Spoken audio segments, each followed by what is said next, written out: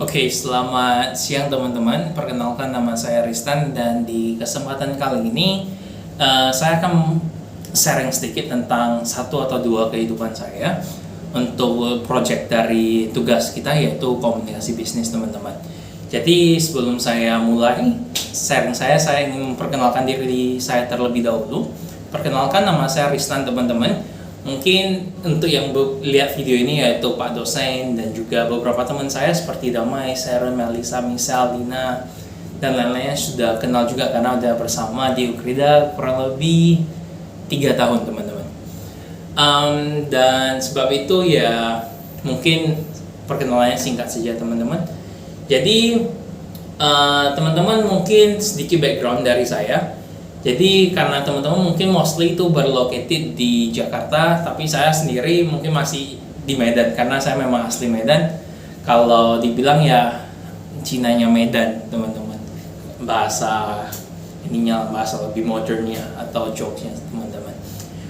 Jadi di kesempatan kali ini ada dua tema yang mau saya bahas, teman-teman.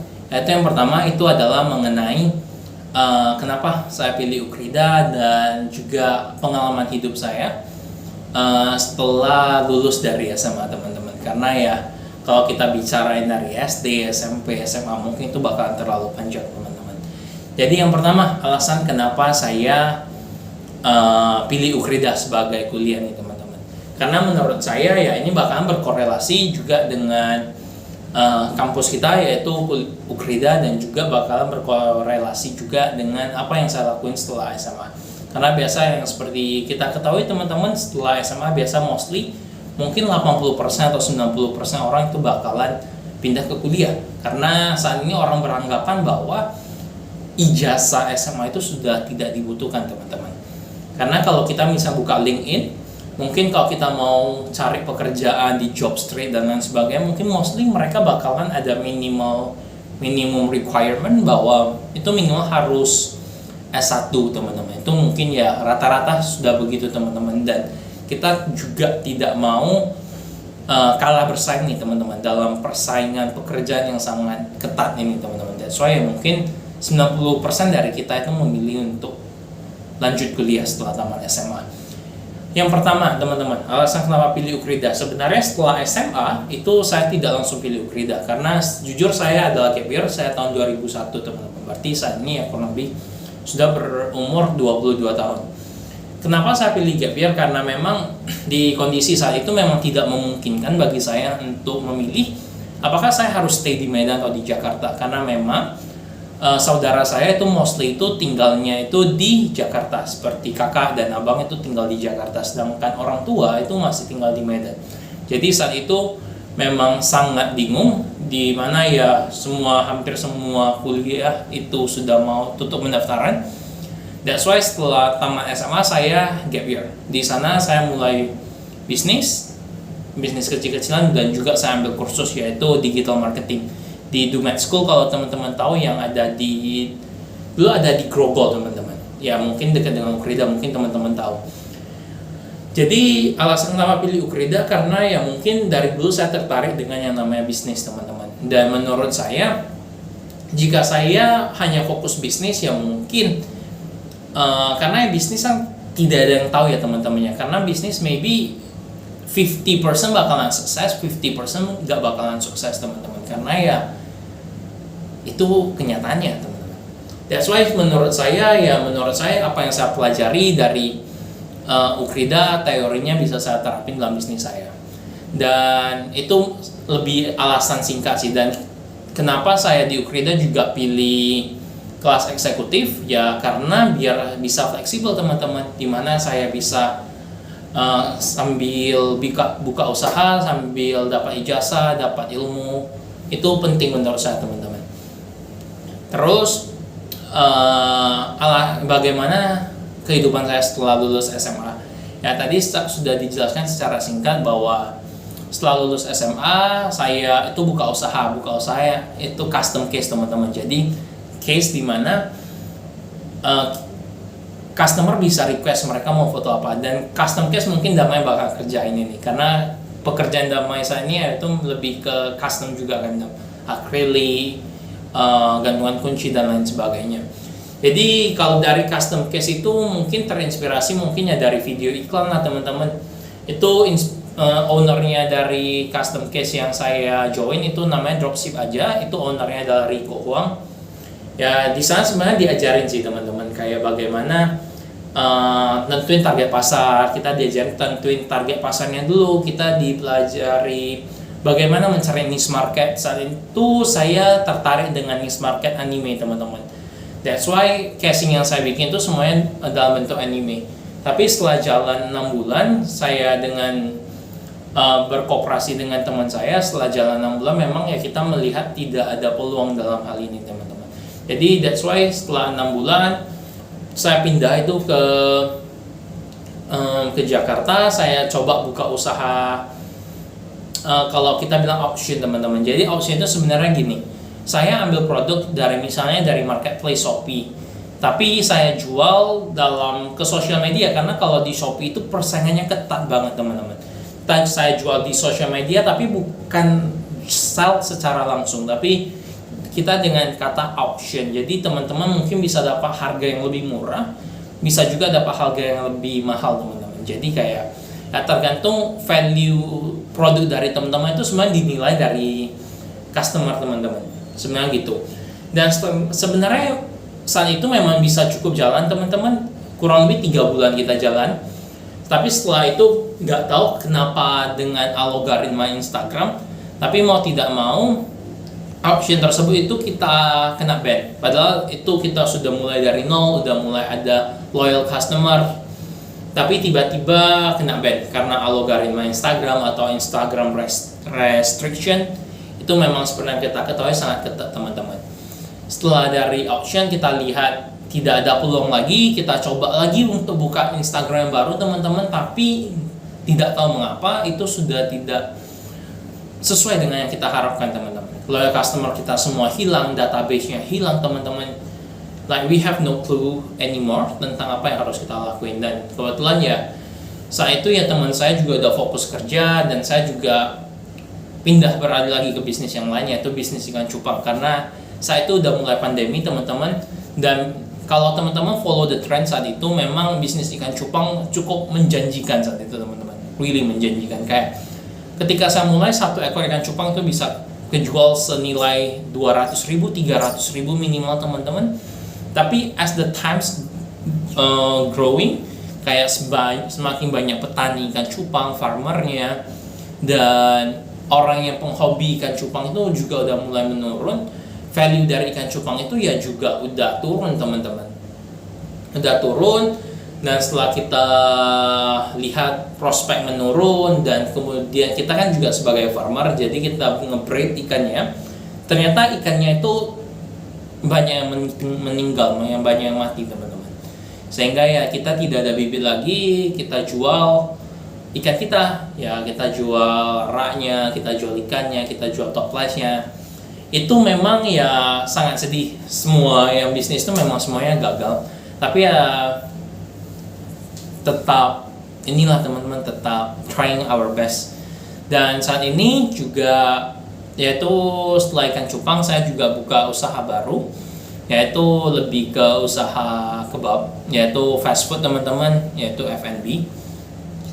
Usaha kebab saat ini ya saya buka di Medan. Memang sedikit ada growing. Saya juga coba untuk marketing itu pakai digital marketing, kayak misal kita pakai ads, Facebook ads, Instagram ads, itu coba saya jalankan. Dan saat ini sudah berjalan kurang lebih 6 bulan teman-teman, dan ya mungkin bakalan ada lebih banyak inovasi ke depannya. Dan ya diharapkan dari semua bisnis experience yang saya lakukan, ya bisnis kebab ini ya bisa berjalan sesuai yang kita harapkan teman-teman. Karena ya ini teman-teman, singkat mengenai pelajaran yang saya pelajari teman-teman. Jadi di custom case saya belajar tentang niche market, bagaimana promosi, bagaimana bikin Instagram biar bisa attract attention. Kalau yang kedua itu dari bisnis auction, saya belajar bagaimana sebenarnya jualan itu bukan hanya like direct to direct. Kita butuh something special, something unique yang kita jual, unique value, agar people bisa interesting. Di auction saya belajar ini. Yang ketiga itu saya belajar kalau waktu bisnis dengan cupang itu adalah pertama kalinya saya buka usaha offline store teman-teman. Jadi di sana saya belajar tentang bagaimana manage employee kita teman-teman, bagaimana urus karyawan. Hari itu ada satu. Yang kedua saya belajar offline store. Jadi offline store mungkin teman-teman tahu bahwa offline store itu risknya lebih gede karena di saat itu saya butuh untuk sewa ruangan, saya butuh untuk buat lemari dan lain sebagainya. Yes, yang kedua saya belajar bahwa bisnis itu yang memang ada resiko, tidak seperti online shop yang mungkin resikonya hanya uang iklan teman-teman. Tapi kalau di offline ya kita harus bikin biaya sewa, biaya karyawan, keluarin modal untuk bikin lemari dan lain sebagainya teman-teman. Itu really need cost. Dan ya semua pengalaman tadi ya saya coba terapkan ke dalam bisnis F&B, yaitu kebab. Kalau namanya teman-teman kebab halu. Kenapa kebab halu? Karena saya bikin kebab yang mungkin tidak sama dengan kebab pada umumnya. Dan saya pikir itu adalah something yang dari imajinasi saya coba bikin.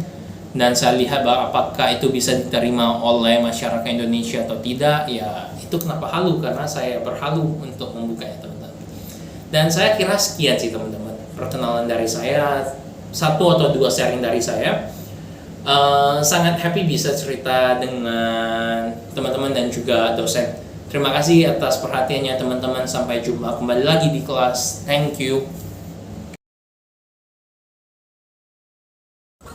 Selamat siang teman-teman. Jadi sekarang saya ada di Bangkok, yaitu di pasarnya di Bangkok, yaitu Patron 6. Dan di kesempatan kali ini kita akan membahas tentang negosiasi, yaitu kita akan mencoba untuk negosiasi dengan para seller dari beberapa toko sebagai tugas komunikasi. Jadi follow aja, ikutin aja terus teman-teman bagaimana cara kita negosiasi. Terima kasih teman-teman.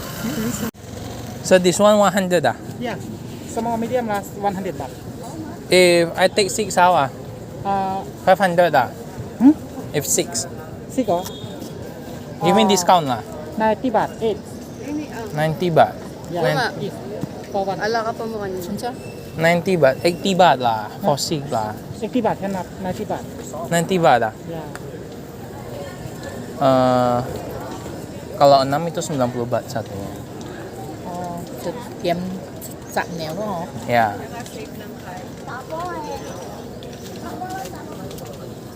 Magkano yun yan?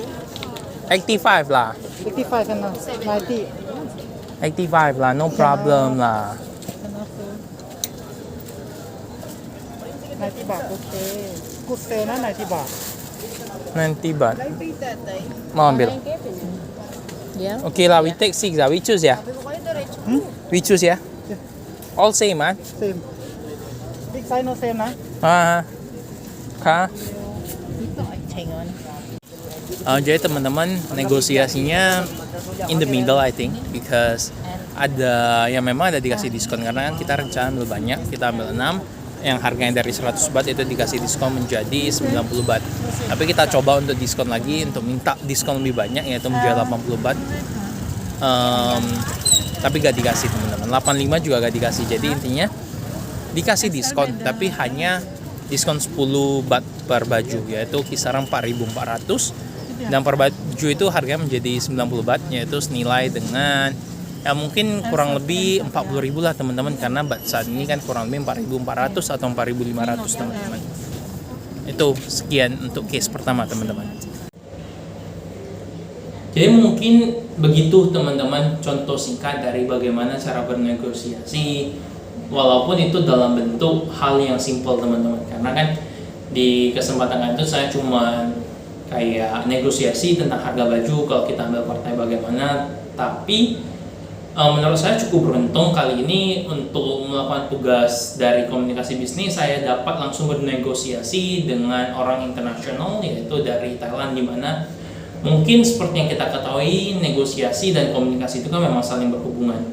Dan mungkin ada struggle di sana di mana kita harus pakai bahasa internasional, bahasa Inggris, dan bahkan ya accentnya beda, pendengarannya itu benar-benar harus bisa nyambung baru kita bisa bikin negosiasi teman-teman. Dan saya kira begitu sih teman-teman. Dan juga saya mau mengingatkan bahwa memang kadang negosiasi itu tidak selalu berhasil, dan that's okay teman-teman. Karena ya at least kita udah try. Kayak kita misalnya yang tadi contohnya baju yang harganya 100 baht, kita coba minta diskon. Kalau kita ambil banyak gimana, harganya jadi gimana teman-teman. Ya mungkin mereka ada standar patokan minimum harga mereka berapa, kita juga udah berusaha untuk kayak minta diskon dan lain sebagainya, and it's totally fine. That's why intinya adalah komunikasi dan negosiasi itu saling berhubungan teman-teman. Apalagi dalam bisnis ya teman-teman, negosiasi itu sangat penting karena kita kalau bisa kita ingin dapat harga yang paling baik untuk kita, dan kita juga tidak merugikan mereka teman-teman. Karena kan mereka udah ada set pendapatan mereka berapa, pendapatan kita berapa, so win-win cooperation teman-teman. Saya kira begitu saja teman-teman. Terima kasih atas perhatiannya. Saya Ristan 3120200099 itu NIM saya. Terima kasih teman-teman atas perhatiannya. Sampai jumpa lagi teman-teman. Selamat malam. Terima kasih.